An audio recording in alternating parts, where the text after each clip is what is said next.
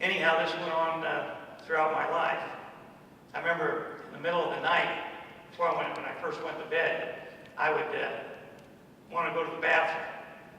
And my father would stand behind me. Can you imagine what it's like to have guys 6'8" standing behind you when you're trying to go to the bathroom? And he'd say, you don't have to go to the bathroom. You just don't want to go to bed. And I would try to go to the bathroom and I couldn't because I was terrified of this guy. And he kind of beat up on me. And I'd go to bed, and I'd go to bed, and he'd beat up on me for that. When I was about 10 years old, by the time I was 12, we'd been in 38 states, Mexico, and Canada. We were vagabonds. We traveled around the country in a coupe with a rumble seat. A lot of you young people don't know what a rumble seat was, but a rumble seat is a seat that, like a trunk, and you'd open it up and you could sit back there. And I can remember they built a wooden thing over it so we wouldn't freeze to death, and they knocked a hole in the back of the seat so we could get a little heat in there. But we went all over the country. It was a very difficult time for all of us. But we went to Niles, Michigan, and he didn't have very much money at that time. Of course, he didn't work very much. He was a con man, too. And we were in this little hotel or motel in Niles, Michigan, and it was snowing outside. And he told me I had to go to wanted me to go to this little grocery store, which was about 2 blocks away. And he didn't have any money, so he gave me my mother's watch.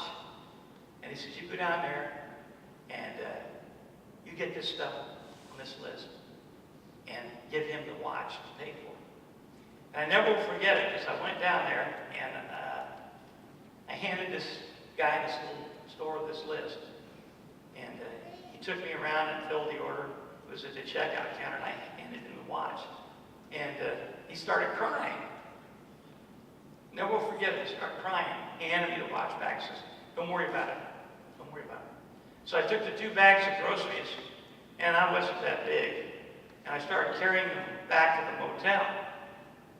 And on the way back, one of the sacks got wet. The bottom got wet, and the groceries fell out on the ground. So I took the other sack back.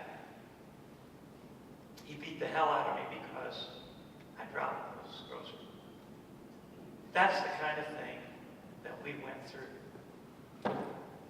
Finally, years went by, and we saw this day in and day out. He beat her at least once a week. And every time he beat her, he would put his arms around her, and I could hear them in their bedroom. And he'd say, I'm sorry, honey, I'll never do it again. And he'd do it again within a week. It never stops. And I want to say to all of you here tonight, if you see some woman being beaten up like that, and she won't report the guy, because a lot of women, probably most women, when they get beaten like that, they always go back. They don't turn him in. And that's why it's important that citizens like you who see it and know about it, call the police, have them check into it.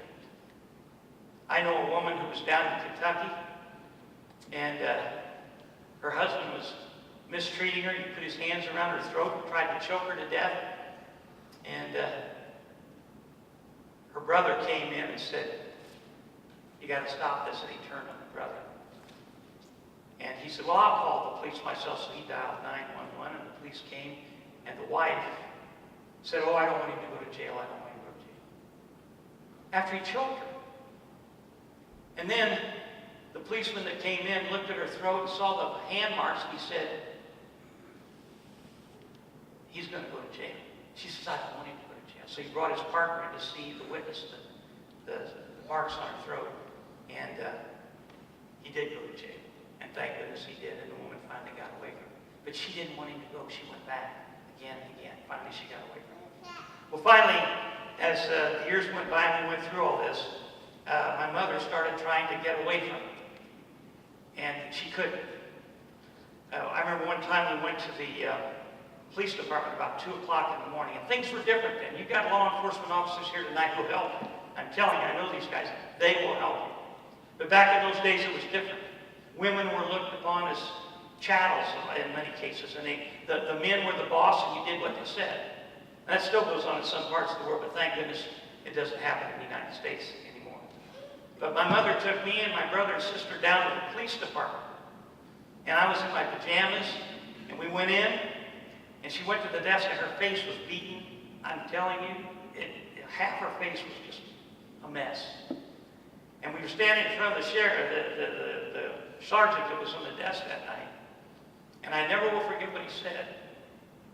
She told him she wanted a restraining order. She wanted to get away from this man. And the sergeant said, "Lady, you know what time it is? It's 2 o'clock in the morning. And if you don't get those kids back home and get them in bed, I'm going to arrest you for child abuse." Can you believe that? She had no place to go. They didn't have women's shelters in that day. They didn't have places where a woman could get away from a man like that, get the kids away from him. And so kids had to witness their mother being beaten half to death. They had to be scared to death of their father because they knew what he would do to them. And there was no place to go. And so she lived with this guy, this brute, for 12 years. During World War II, he was on the police department because he was too tall to get into the military, and the police were all going into the military because of the need for soldiers. And so they made an exception and they hired him. He had a gun. Can you imagine? 6'8", a brute like that. And I can remember him hitting my mother with the buckle on the belt. Policemen have big buckles. And I can remember him hitting her with it and see the blood squirting out of her from him hitting her. And he did it to me too. This is the kind of guy he was. And so finally, my mother finally was able to get away from him and get a restraining order. She said she wanted to file for divorce. So we went over to my grandmother's house. It was a real old house, about 90 years old. And she made it into little apartments. And we stayed in one of the apartments in my grandmother's house. It was on 655 Division Street on the west side of Indianapolis. And there was a restraining order. He couldn't get near us, couldn't get within 50 feet or 100 feet of us. But one night, my mother would stick knives at the door. I mean, she was so afraid of this man, so terrified. I would see screwdrivers and knives and everything jammed in the door jamb so he couldn't get in if he came.